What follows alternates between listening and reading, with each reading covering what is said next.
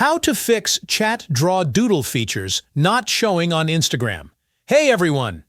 In this quick tutorial, I'm going to show you exactly how to fix the Instagram chat draw or doodle feature not showing on your phone.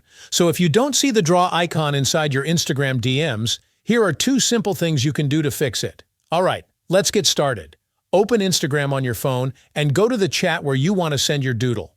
Now look at the chat controls at the bottom and tap the plus icon.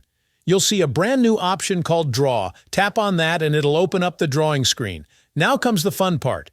Draw whatever you like. When you're happy with it, just hit send. Your drawing will appear in the chat exactly where you created it. If you don't see the draw feature, there are 2 things you can do. First, join the beta program. Open your Instagram app, go to Settings, then scroll down to App and Media, and select Early Access to Features. Now, toggle on Join the Beta program. This gives you early access to new Instagram tools, including the draw feature, even before it's released to everyone. Second, make sure your Instagram app is updated to the latest version.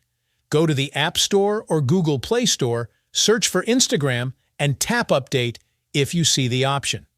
New features like the draw tool only appear on the newest versions of the app.